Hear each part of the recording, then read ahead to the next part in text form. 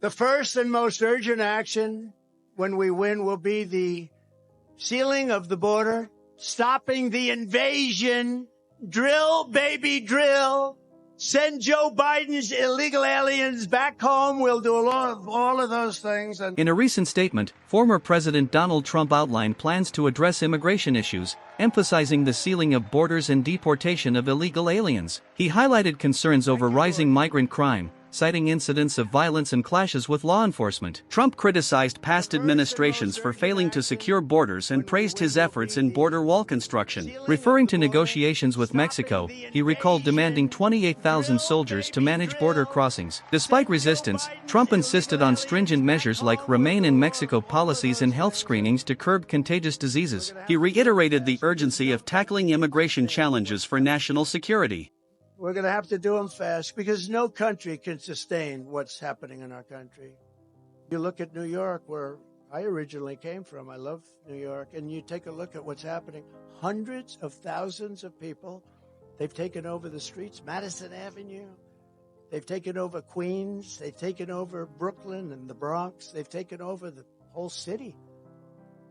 The little leaguers can't play anymore because people are there that can't play. But it took longer than I thought, but I predicted this. It's called the migrant crime, and it's far more deadly than anybody thought. They will actually have fistfights with police in the middle of the street. You saw that the other day, where they attack police. Even our bad criminals, they never had fistfights with a cop. You know, they do things and they talk and they shout. But these guys are actually, and you know the interesting thing? In their country, if they ever did that, they'd be dead within seconds. They'd be dead. I know where they come from. I know the people that run those countries. I know the presidents and the dictators. I know every one of them. Some are dictators, some are prime ministers. But they're tough guys. They're tough guys. And those thugs that gave the middle finger to our police and then started fighting them and actually threw two of them down and started beating the hell out of them, although they fought back bravely, the two. But these are tough people, and they know that in their country they'd be dead within minutes. They would be dead as a doornail within minutes. And so they came over here. So it took a long time, but now it's talking. Now you're seeing it. It's migrant crime. It's a new category of crime. And I wanted to call it Biden migrant crime, but it's too long. So we just call it migrant crime. We have a new category, migrant crime, and it's going to be more severe than violent crime and crime as we knew it, because we have millions and millions of people, and they came from prisons and jails. They came from mental institutions and insane asylums. No, they're not the same thing. An insane asylum is a mental institution on steroids, okay? It's Silence of the Lambs, okay? You know that. Hannibal Lecter.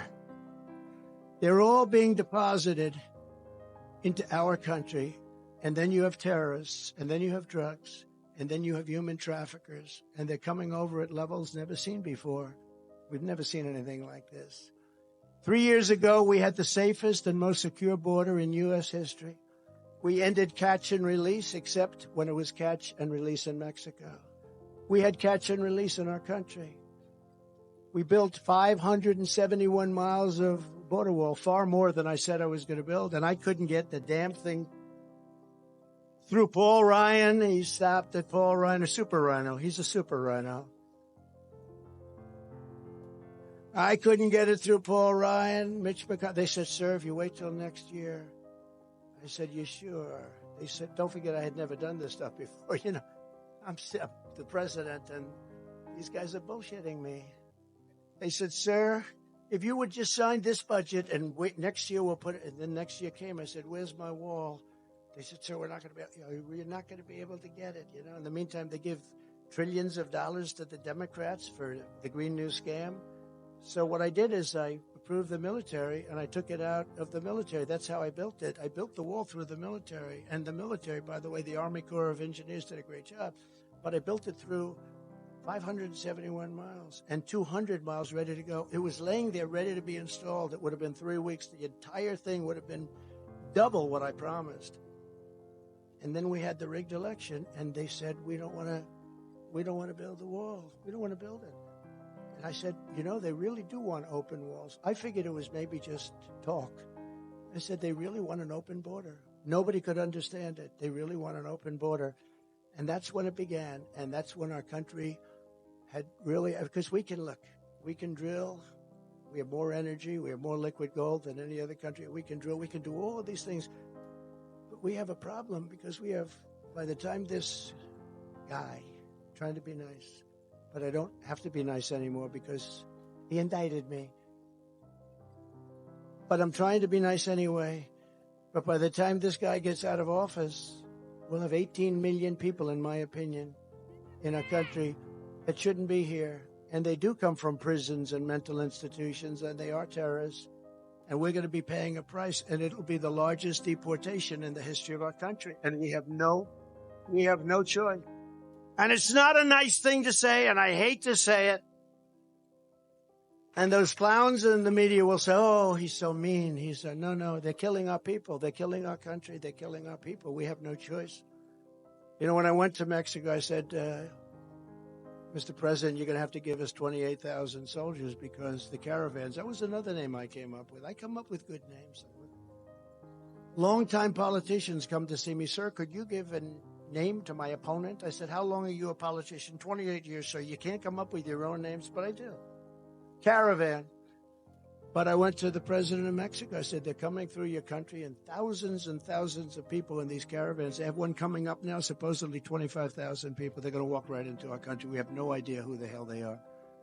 But it started with Honduras. It started with El Salvador. They just started, but now we're equal opportunity. We have every country.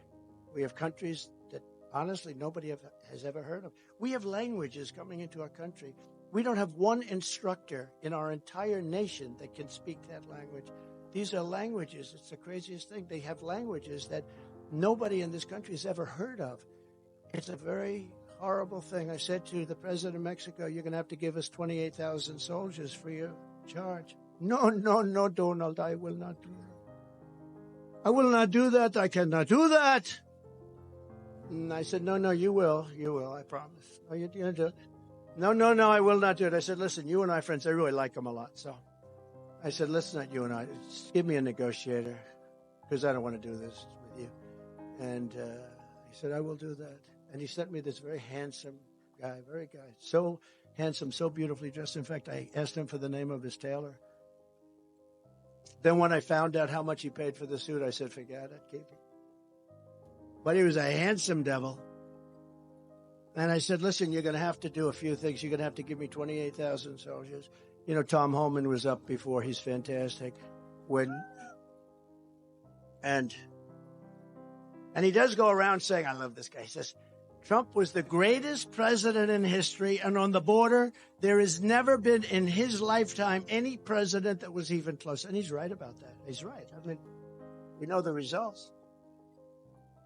But Brandon Judd, you have unbelievable people. All they had to do is leave it alone. But I said, you have to give us 28,000 soldiers. No.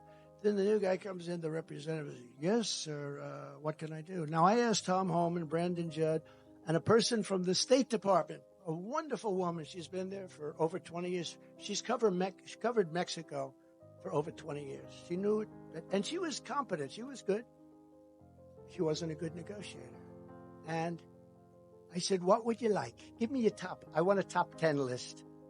Well, sir, we'd like to remain in Mexico, but we've been trying to get that for years. You won't be able to get that, and you won't be able to get a catch and release in Mexico. We have catch and release, and we catch a criminal and we release him in our country. I said, no. Catch and release is fine in Mexico. Title 42, that's with the sick people and with the children. You've got to get the children back to their parents. All of these things, they gave me a list. But they thought they were wasting time. It was a list of 10 things, tough things. Just ask Tijuana if they were tough. Tijuana became one of the largest cities in the world all of a sudden. They said, what the hell is going on? So this guy comes in, and I say, look, number one, I want 28,000 soldiers free of charge. And he goes, we're not going to do that.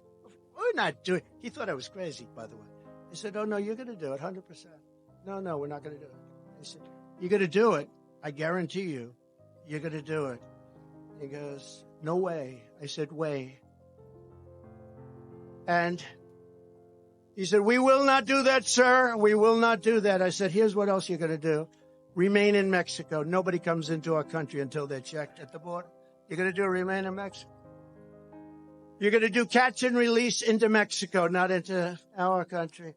You're going to do all sorts of things. You know, we had a lot of medical problems. People were coming in deathly sick with a disease, highly contagious disease.